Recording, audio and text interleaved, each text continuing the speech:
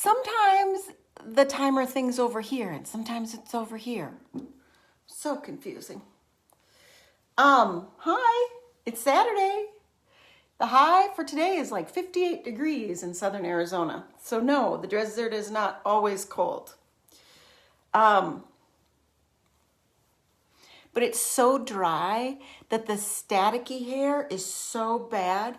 There are girls at school who bring hairbrushes with them in their pockets, in their hoodie pockets, the big pocket. I am Laura from TheYarnCloset in southern Arizona. I am legally blind. So I love you, but I can't see you very well. I knit and crochet and do stuff. I am also a substitute librarian at our local school district. That means in grade school, middle school, and high school. And yeah, I've only ever gotten paid to do one day. But I've done like 4 days because I had to prove that I could do it before they would pay me to do it. And librarians just don't miss a lot of time. So, you know, that's that. Okay, I'm going to bring this. I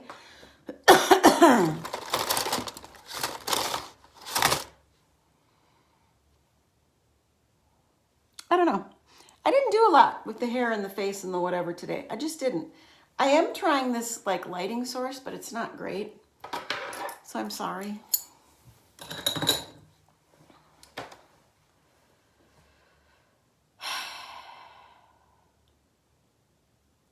I am focused on being here with you. Oh my gosh! What is going on? What is going on? Come here.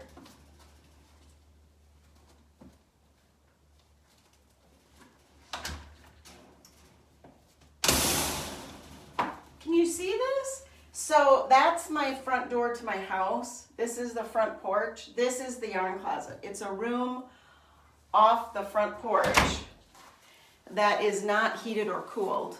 And this is Mitzi, the diaper dog. You are a Morkie. Yes, you are. And sometimes our front door doesn't shut well. So the cat managed to get it open. So I'll just have Mitzi in here with me because she likes to be with me. We got her when she was a year old and she was well trained, but also obviously abused. And not in a malicious way, not in an intentional way.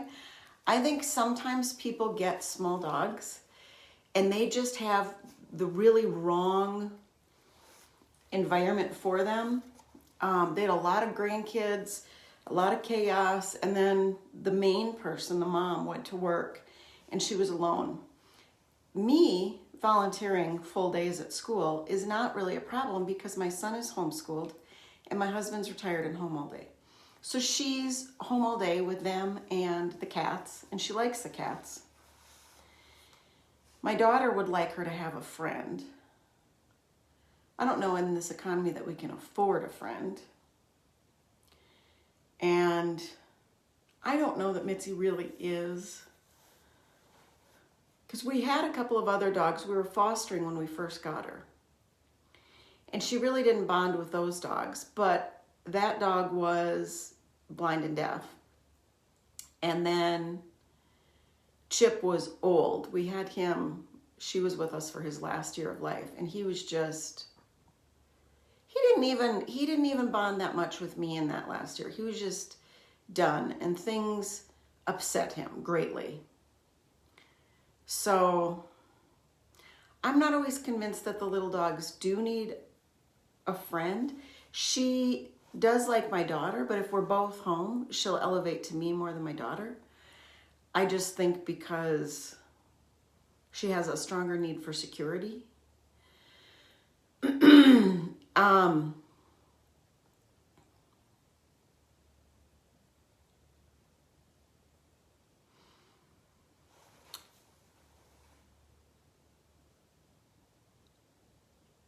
This is the chaos time at schools, just so you know. this is the chaos time. We've just managed to get past Veterans Day. Thanksgiving is all but lost in most schools. We're already prepping for the Christmas stuff. And oh, look, I found some more. And this year, for whatever reason, in our school specifically, it just seems to be mass chaos. We're just trying to like get through. Like that's the term for this year. It's just get through it.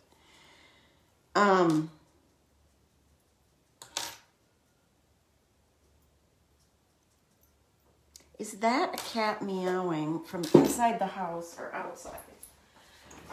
Okay. That's the cat inside the house meowing. Our little orange cat is a year and a half in December. She was stranded in the wash during monsoon season. So a wash is a dry river. These riverbeds flow when we get heavy rains. I mean, we can get heavy rains for just a couple hours and we're having, all of a sudden a river flooding through our property. But we know where it is, and so we build and plan accordingly. And this little runt got out from our neighbors. We didn't know at the time. And when we go talk to the neighbors, they didn't realize because they had so many that looked the same. Anyway, we took her in and she's fixed and she's happy. And we don't usually let her outside because she is a little on the small side. And in the almost 3 years we've lived here, my kids have already lost 1, 2, 3, 4, 5 cats. I know it sounds absolutely appalling. One of the cats came with the house, and I don't think he liked us or our other cats, so he moved on to greener pastures. The other few, we're not sure. We're not sure. If they end up staying out all night, we do have cat houses outside in our fenced areas that they can get to for safety. But who knows? We did have one neighbor, and she never let me come and look at her cats because she complained about all the random cats. We have a number of neighbors that don't fix their cats, so they have a lot of cats coming and going and always breeding. And they moved, and they took 3 cats with them, and I sometimes think they were our 3 cats because ours were house cats that just went outside occasionally.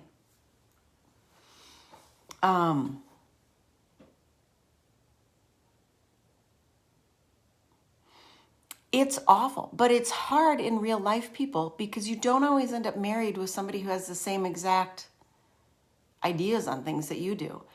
And having grown up here, he grew up with lots of cats that were indoor outdoor. The fact that we get ours fixed is huge. The fact that we vet our animals is huge because they didn't do that. And we do have a lot of mice and snakes and whatever. I mean, we live on a 5-acre homestead that had all the animals at one time.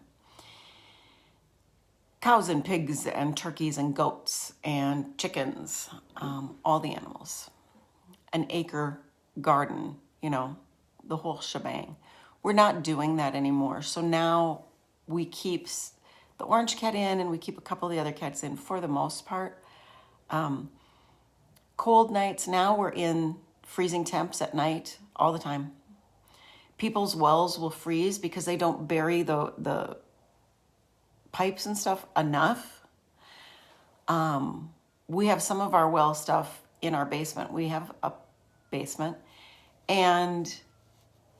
but we still have to protect it. Some people have to build well houses to heat this stuff because they have so much stuff just barely underground and above ground. So we do take the animals in. The overnight, them getting out for an overnight is rare. Early morning is rare, but I will let them out as the sun starts to come out. And especially because I'm out at that time. So they do spend more time outside in the summer because the weather's better for it. So we do try. I know it sounds horrific and mean and cruel. We do try. We try our best. But we have very differing opinions. And so, he believes you got to let an animal be an animal. And I guess I'm willing to coddle things a little bit more. I don't know. You can voice your opinion on that and end up on whatever side of that argument you want to be on. I'm okay with your opinions. I hope that you can be okay with mine.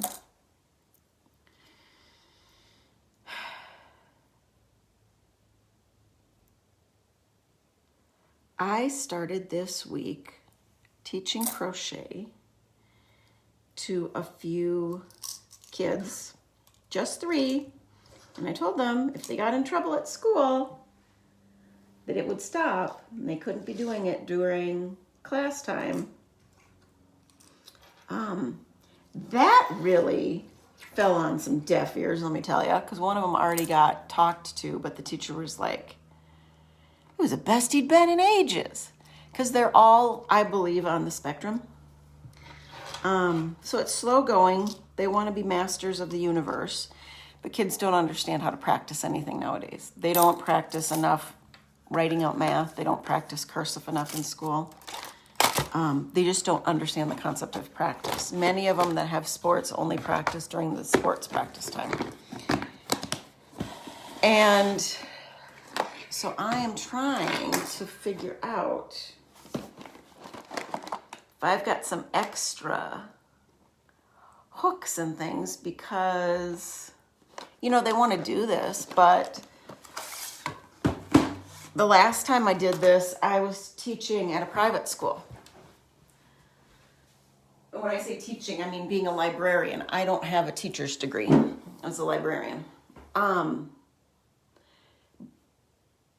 I have, years ago, taught plenty of adult classes. I taught the kids at the other school as the after-school program. And now I'm teaching just these 3 kids. I taught another girl earlier in the year. I can't do as many kids at once. It's frustrating. And they don't have like the eye-hand coordination that they used to at younger ages. They just don't do as much. And I'm just as bad. I mean, I have a 9-year-old who, like, I look back and think, well, I was doing this at 9 and that at 9, but we were also doing things way younger. And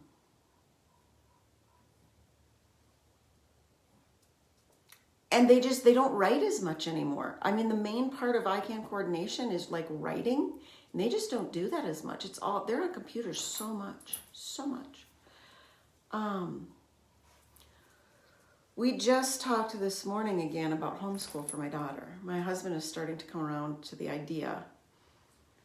There's just been too many things that are happening in schools today that are uncomfortable. And don't try to jump in any of those boxes. They're for Christmas, honey. Don't do that.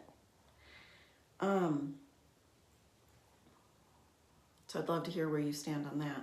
She's a social kid, but I don't think school feeds them socially in a positive way.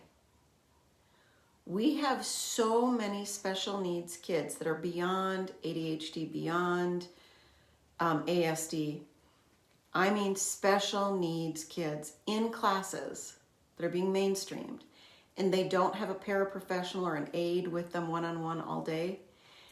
And the teachers just have to try to make the best of it. And these kids need more. They need more. To be honest, I really suspected at this point in the game that they would start pulling me in when they had shortages, because now we're in flu season and cold season, and we're starting to get heavier shortages. We don't have enough employees to begin with. And they're not. So I feel like I'm an underutilized resource. But I understand from the administrative point of view, how could we put you in charge of anyone?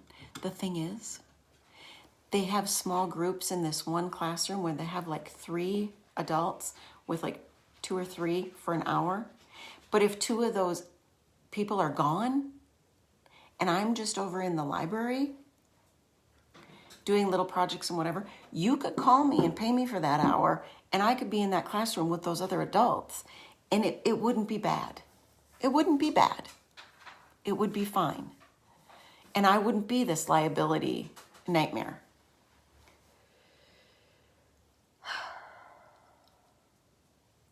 Maybe I need to say that to somebody. I don't know.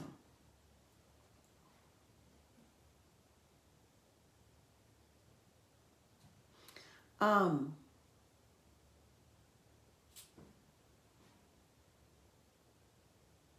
don't know. And oh, that's the neighbor's goat. It didn't sound good. She looks so cute. Why do you keep her in a diaper? That's not nice. She's not always in a diaper, people. She's a people come over, I'm going to pee dog. I'd rather clean up the diapers than the pee. She's, I didn't do my last potty of the day because it got a little too dark and the coyotes are making too much noise. And so no matter how much light we have in the backyard or how many people are out there with her, she just won't go. So then a diaper means I wake up at 2 o'clock in the morning to, oh, you peed your diaper. And I take it off and I clean her up. And there's hours during the day that she's not wearing it. It's just that I thought I was going to be out here and she was going to be in the house. And so the kids don't pick up on her cues to go outside. Like our last small dog would go to the door and scratch on it.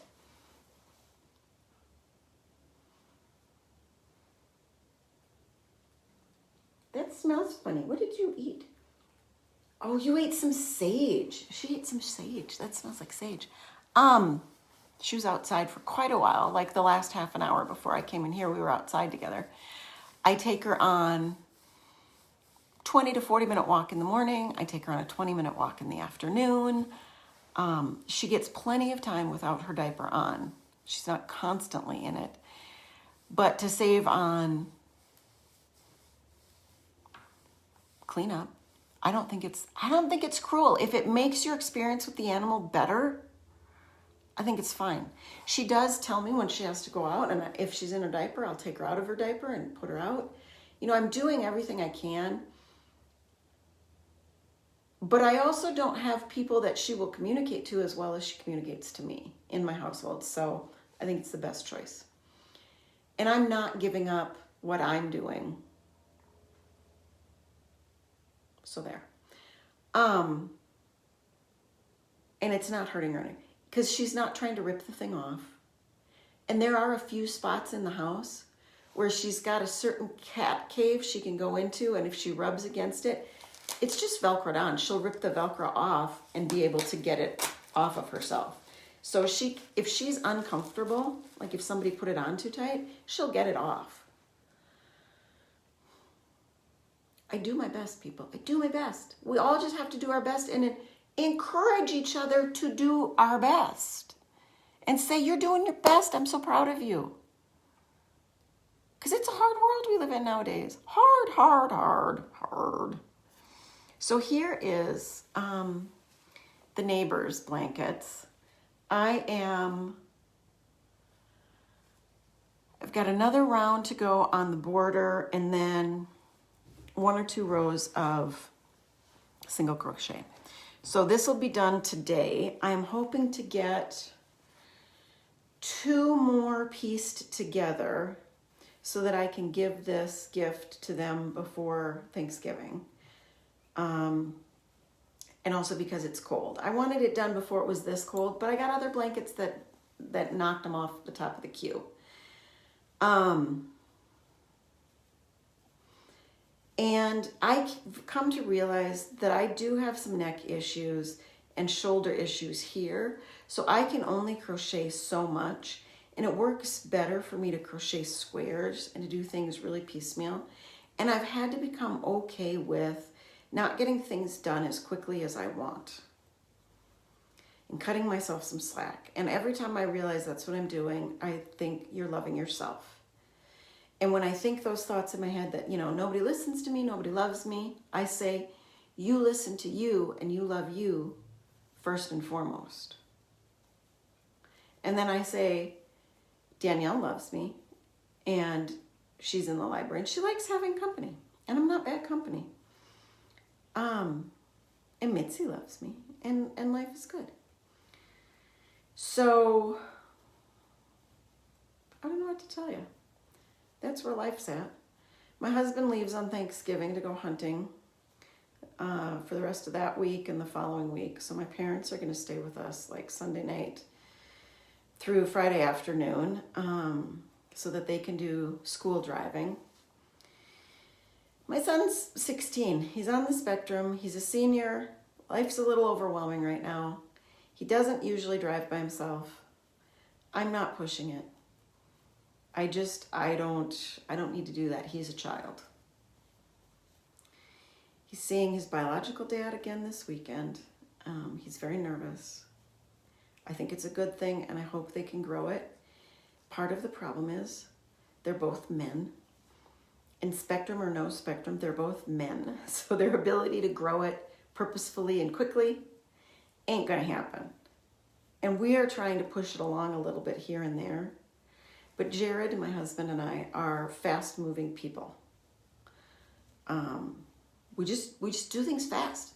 Once we make a decision, it gets done. And I don't know if that's a good trait or a bad trait. I think sometimes it's fabulous and sometimes it's not. Because sometimes in the middle of a thing, it can become the wrong thing, but you're still doing it because it's not done. And I think people need to, especially in this day and age, learn how to pivot more. So, so that's that. I also want to know what you think about, I am postmenopausal. I've gone a couple of years without hot flashes and intermittent crying for no reason, overwhelming emotions, and I'm back in it.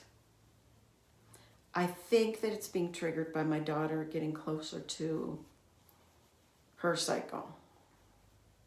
But I don't think she's that close. So I think I could have another year of this BS. I also think it's because that woman I work closely with, I think she's in the midst of her perimenopausal thing. I think she's in the starting points of her perimenopausal thing. And so I think that's also pushing me back into some hormone fluctuations. Like, is that really a thing? Can you really go from being through it to being so heavily impacted by other women that you're kind of back in it? I've gotten very mixed opinions on the internet about that. So I would love to hear what y'all have to say. I think about you guys all the time and I look forward to these times, and then by the time I get to the weekend, I'm just so blah. And I can't figure out if I'm blah because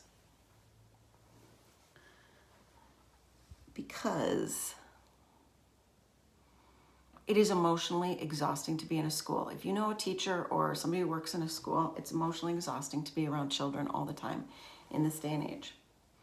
Do I need to do another row? Because I don't want to, but I think I need to. I'm gonna do it. I don't love how this border has turned out so far color-wise with this mix. But it's not bad.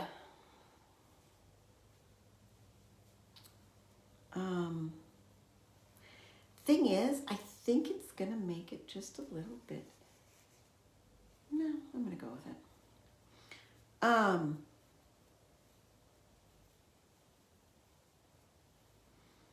I don't know why I'm not into the knitting. I'm gonna have to get knitting on that glove for my daughter. I have to start knitting things 2 at a time because nothing I make 2 at a time usually ends up the same. They usually end up remarkably different, even when I'm following patterns and counting rows and using all the markers and stuff. It just bugs me. And none of the sweaters that I have made fit me in a way that makes me really happy or that I feel are attractive on me. I have one big crocheted sweater that I made last year. I made two of them. One for a lady at school and then one for myself. And I have it at school and I use it because in the mornings it's very cold. We've got a very drafty library with doors here and there opening and kids coming and going the whole time. So I just wear it. It's not attractive, but covers my butt and it fits over anything because it's big and bulky.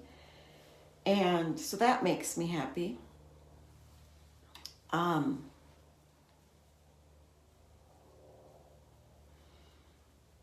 just don't feel like any of the crocheted sweaters that I have really fit me in a way that makes me happy.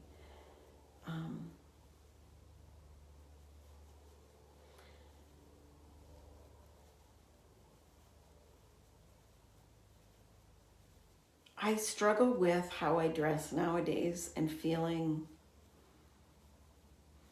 like I don't really have a style that's flattering. It's more functional. I miss that time in my life where I felt like people noticed how I looked or appreciated the efforts that I made.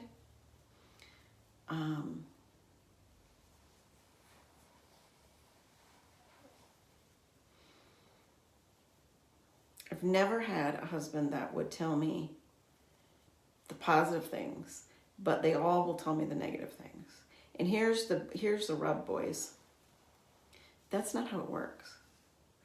Tell her when you love the way she looks. Oh, you look cute in a ponytail. Oh, your outfit's great. You look so happy today. Whatever. Just tell her all the good stuff constantly and ignore the bad stuff, and you will start getting more of the good stuff. And ladies, this goes for children and husbands too. And sometimes that can be really hard, especially when you are a working mom, which I now am. I mean, I'm not getting paid, but I'm there 4 days a week. And it's tiring. But part of why I'm doing it is because I think it's a good example to set for my children, because they will live in households where they will both have to work. My husband will cook a little bit, which is great. My son helps a lot with things like vacuuming and laundry. My daughter's now helping more with laundry. My son helps a lot with dishes. He did bathrooms for a while. I'm pretty much the bathroom person. And my husband does his bathroom to some extent. And you know what? And I let him. 'Cause here's the thing, ladies. If they really don't care that you're doing it for them, you really don't have to do it for them. I don't put away his clothes. I may do all the laundry. My daughter may take stuff out of the dryer and fold it and organize it, but she just puts his clothes in his room on his dresser or his bed, and he's got to put them away. Like, you don't have to, they're not children. If he doesn't dress in a way that you like, encourage him on days that he gets closer to what you like, but don't treat him like a child and pick out his clothes for him. Also, you need to adjust to his own adultness. And if it's not exactly the same as yours, who cares? There was something back in the day that made you want to be with him. So focus in on that stuff. Remember that stuff. And tell him about it. In ways that isn't a female conversation, because most of them don't like that. Just in one-liners and stuff. And it's really, really hard. It's really, really hard. Because I have no friends. I have you. And I have Danielle at school. But that's a work kind of friendship. It goes to a certain place. And there's stuff that she won't say to me, I can tell. But there's a lot of stuff in my life that is hard. I went to my husband last night to try to have a conversation, to try to get some real feedback, and And he just doesn't anymore. I mean, he did in the beginning of our relationship, but he doesn't anymore.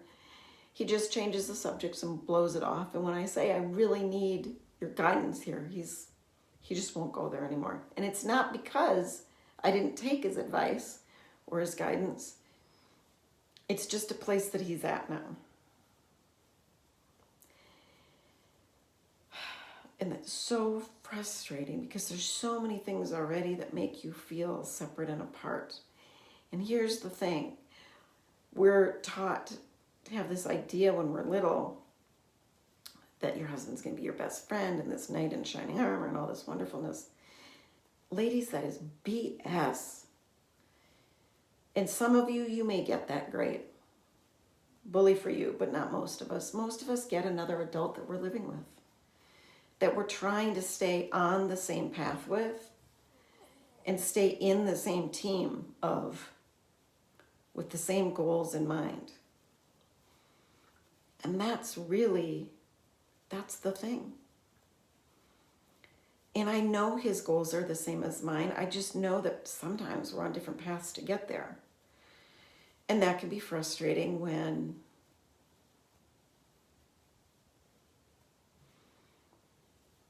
you have different needs. Men and women need different things.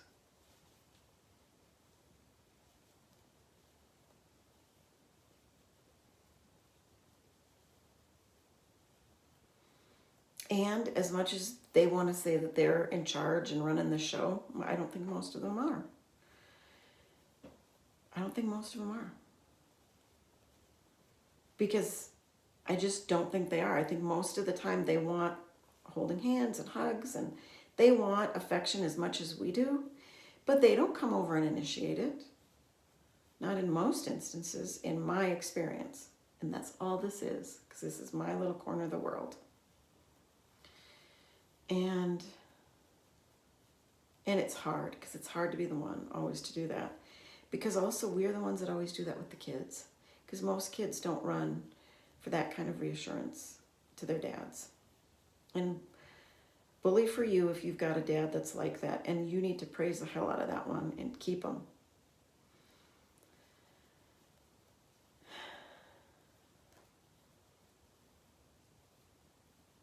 Life is good. I love life. It's good. But it all is a little bit more work than I think we wanted in the get-go. And now I've got one that is definitely not going to be going to college next year. He's going to graduate high school this year, and I don't know what he's going to do next year. And I feel on some level that I'm letting him down. But on the other,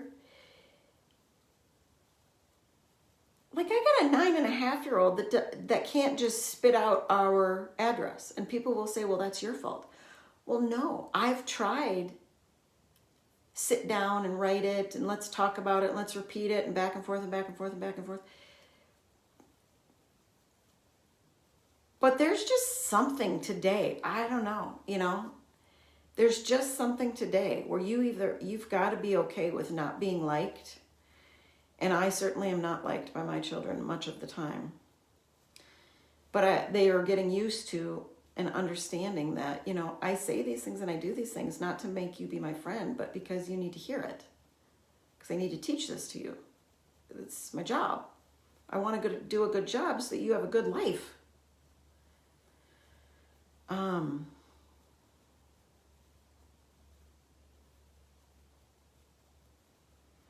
Boy, am I ranting today.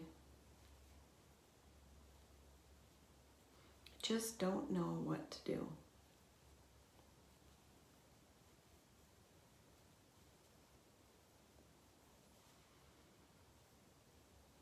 I don't. But I think maybe I got to start doing more. More than I want to, more than I like. And I've been trying that. I've been doing that to some extent. And I think I got to push even further past that.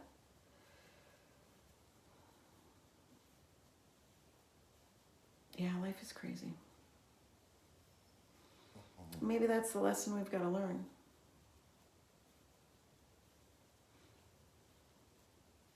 I just want to love people and do what I can for people throughout my life so that when I get towards the end and I can't do as much and there is less, that I'm not kicking myself for having wasted it. You know?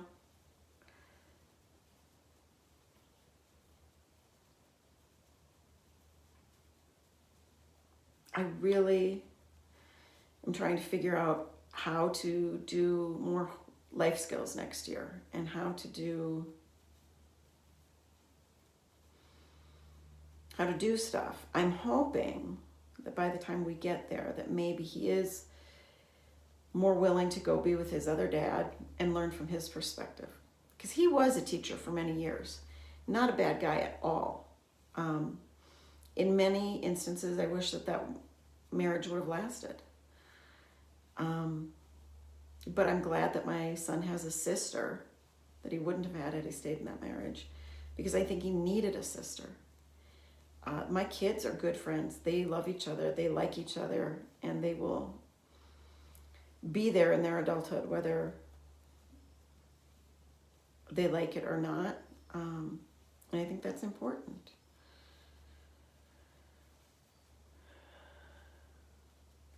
Parenting ain't over at 18, folks. It's just not. It just keeps going and going.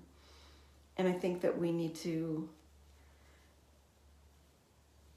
have a better mindset for that, especially if we want to enjoy our kids as adults. And I want to have adult relationships with them. I want them all to be able to stand on their own 2 feet and enjoy their own lives and feel that I'm just a supporter and a cheerleader of that.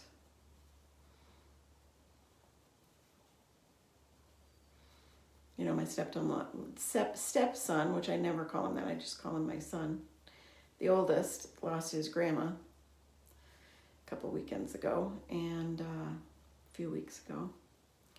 And that's been hard. I think it's been hard on us because she was such a rock in his life and we're having a hard time figuring out how to help fill that gap for him.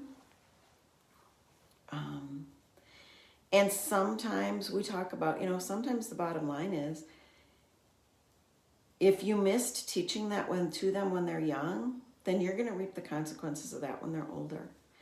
And I just don't know that he really knows how to reach out enough. And I don't know that he likes us reaching out all that much either. We're doing our best and we're trying. But he's a grown-up, He's a grown, almost 30-year-old man. You've got to, at some point, they've got to start doing their thing. I spoke to my 36-year-old nephew. Love him to death. I'm so proud of him for calling me and reaching out, because that's never been a thing that we've been good at in that part of the family.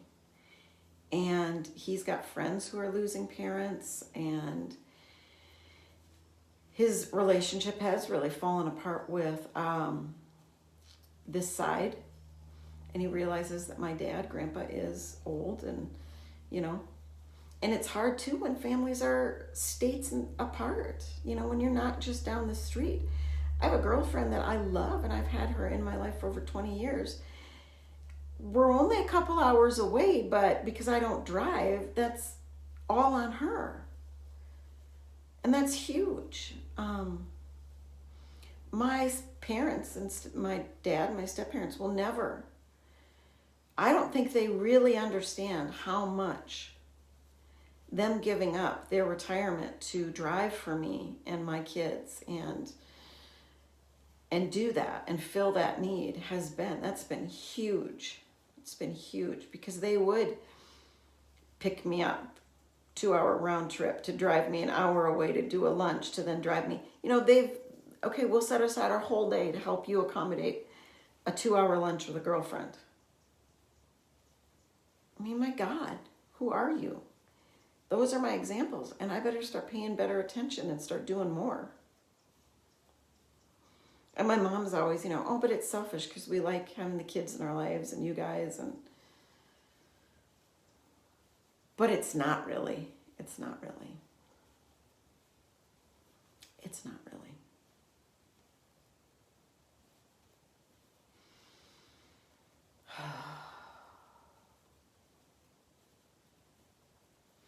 We've got to feel our feelings, even if we don't know why we're feeling them, and let them go more.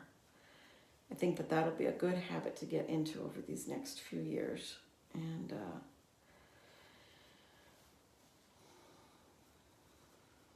it's okay to sit here at this point in the game and say, oh shit, I did some stuff during the pandemic that I thought was just absolutely what I had to do. And now looking back on it, because that time has already passed, maybe that wasn't the best choice. Oh, it's hard to own that. It's hard to own that. I've loved the weather down here. There's a few months out of the year that I just love the weather down here. But do I feel like moving out of Tucson was actually the best choice for the kids? I don't know.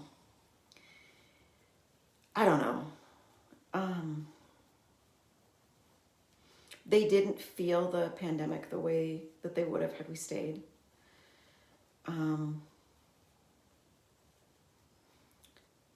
And I think that was a gift. But we're not as involved in this small town community, and that was all my husband's hype, because we'll get involved in the small town community. But when he doesn't even want to drive 15 minutes into town twice a day, or for 3 different excursions during the day, then we're not getting involved in the community. Then we're not doing the turkey fun run next Saturday at 8 a.m. and we're not at the school, and we're not doing this activity and that activity, and we're not really getting involved. We're not doing this thing that's after dark and that thing. So yeah. It's just really sad that family that wanted to come alongside and do this animal business, when push came to shove, they realized, yeah, we're not doing that. And then we're just stuck here. We're just stuck here. And it upsets me. I think that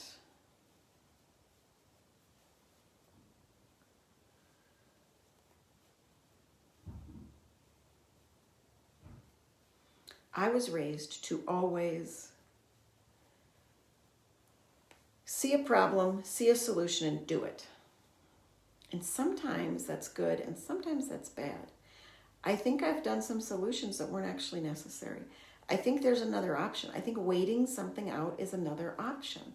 And I think that that is a good lesson, especially in this day and age, because kids don't learn how to be bored the way that we had to learn how to be bored. And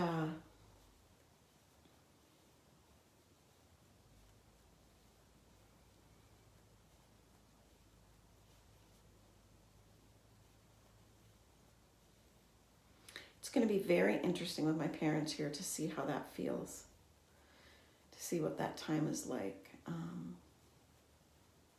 Because we're going to have a lot more life in the house. And lights on because my mom needs it, and curtains open, and radio's going, and TV's playing, and movie watching, and there's just going to be a lot more. My husband is not that person. He's Arizona, let's close our blinds person, and he's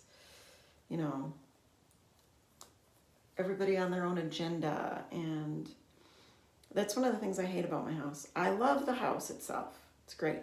But it's too big for the people that we have in it, that we always can have our own space.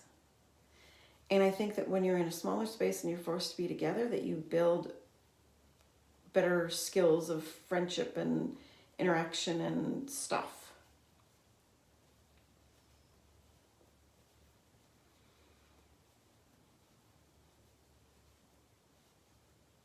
And I think many people get to a point where your kids are 18 and they're starting your life, and you think, well, you didn't quite turn out how I was expecting, and maybe I should have done this instead or that instead. And I'm struggling a lot with that. But I keep telling him, here's the deal. I'll tell you the stuff, but you're now embarking on that point in life where you get to make the choice. My mom will tell you that I am a very different adult than she ever expected me to be. Very different.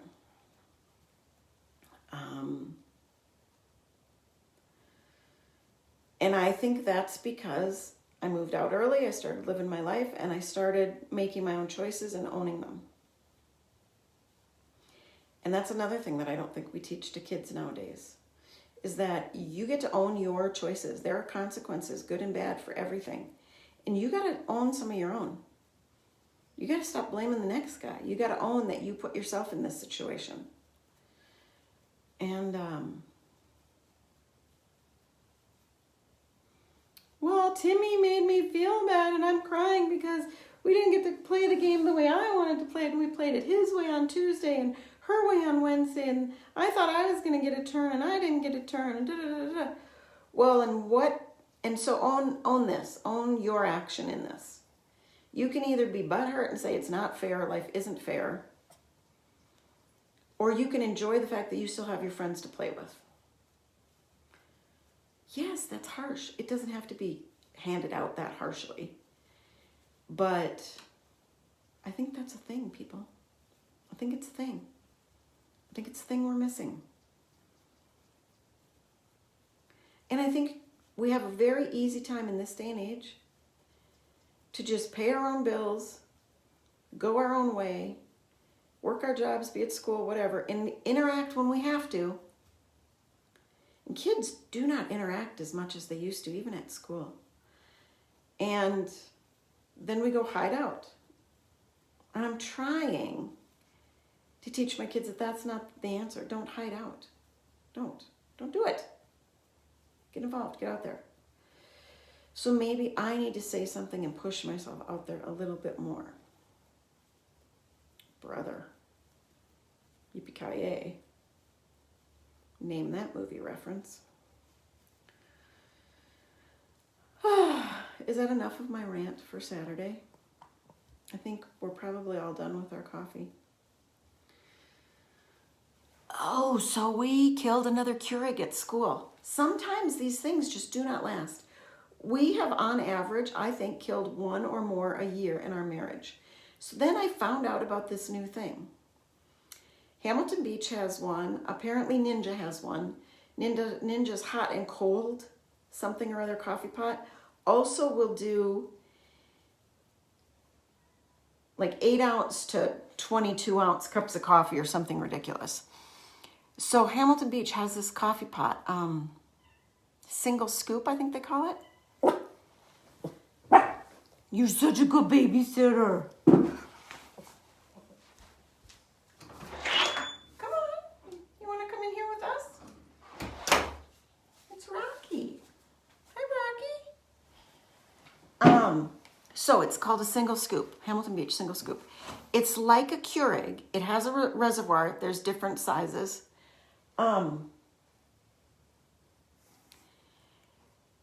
And where the K-cup would go, it's actually a scoop. So you can scoop your drip grounds, your grounds for drip coffee in the scoop. You put it down, you shut the lid, and you can make an 8 to 14 ounce cup of coffee. So if you both drink like an 8 ounce cup of coffee, you make the 14 one, and you've got 1 cup for each of you. You just pour it out of the one container, whatever.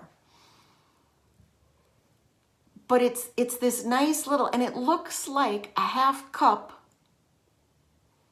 measuring cup thing or a quarter cup measuring cup thing.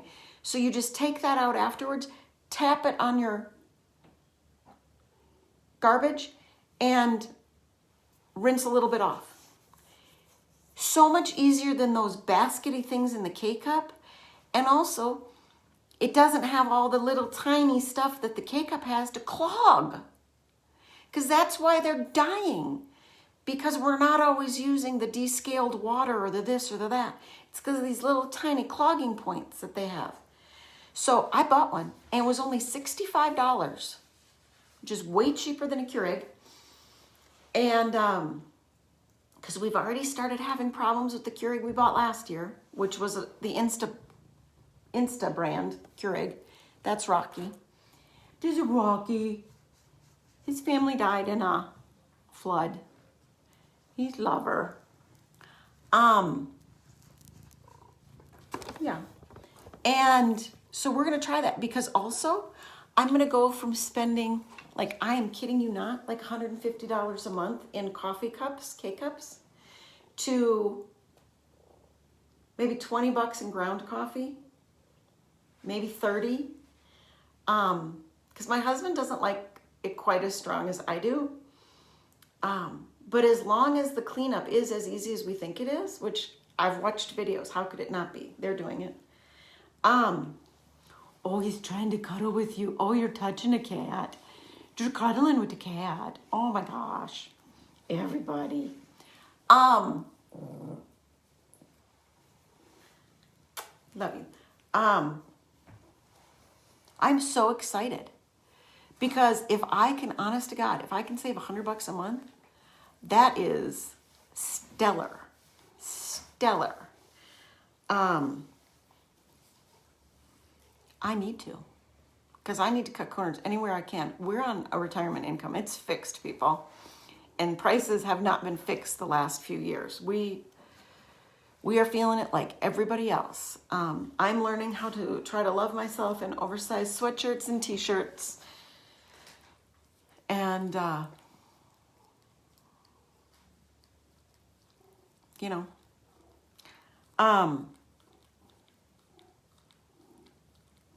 so yeah, I'm very excited. If any of you have them, let me know what you think. So I bought it, and we're going to try it out, and we're going to see, and we might go off the K-Cups, which makes me happy because I've never liked the environmental impact of the K-Cup. Number one, because the machines do not last. Number two, because the cups themselves are so much plastic. And but here's the thing, but we've tried also going back to like the small drip coffee pots and stuff. We've got a couple of coffee pots, drip ones, from a regular 10 or 12 cup to the small 4 or 5 cup. We've got a couple of them, but it doesn't work well for us because I'm decaf and he's regular, and we just don't have space in our tiny kitchen to have all these pots set up.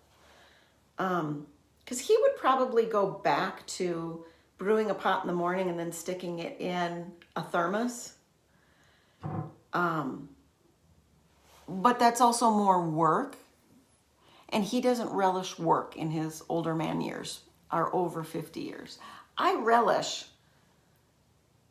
the repetitiveness of some work things. I like some routines of work more, but that's because that's the way I was raised. My mom was a drill sergeant in work, be active, work. So we were always busy, busy hands kind of thing. Hi, I love you. Yes, I love you too. Just because I love him doesn't mean I don't love you. So yeah, so she smells like sage. So K-Cups hopefully are on the way out. I am looking forward to it because it has the ease and convenience of a single cup. Better cleanup. I'm so excited. So excited. This is huge. Because also money savings. Yay. So anyway, that's my deal. I'm really focusing in this month and trying to be thankful and find other ways to improve my thankfulness. And sometimes that happens with other things that I need to do. And changes I need to make. And so, yeah, so I'm going to maybe let that lady at school know, hey, you end up in that situation again. I can be one of many adults in this room. If you're just missing 1 or 2 adults, check with those that be and see if you can, because I would be willing to do it. I'm gonna. Not full time, but like an hour here or there, because they only do those things. It's not all day long. So we'll see. And that could also help my family.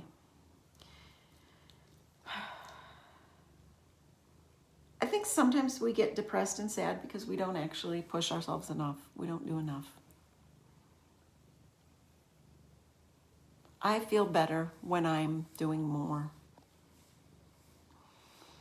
I also feel better when I'm appreciated, and I don't know that. And that has to come from the right place. Because you can have your mom tell you that you're a great mother and a great wife. But if your husband doesn't tell you that, it's not coming from the right place. And so it doesn't feed that need. You can have your librarian say, I love you, and here's some free lunch. Feel appreciated. And I do. She makes me feel so appreciated. But the fact that, I'll be honest, the fact that I all but work with little administrative reinforcement, that's not coming from the right place. So if I want it, I gotta find it. So I don't know that I can find it there. And that's the other thing. And maybe I'm beating my head against the wrong wall. And maybe I don't need to be there as much as I am. And see how that then impacts things with my daughter. She really doesn't like it when I'm not there. So if I'm not there and she really doesn't like school, then that also plays into this equation of should she even be at that school? I don't know. And I've come to realize through experience that you only know if you've done the right thing 30 years later when they can actually see it themselves and articulate it. That's the shit show of parenting, people. But I love it and I wouldn't give it back. And I love you.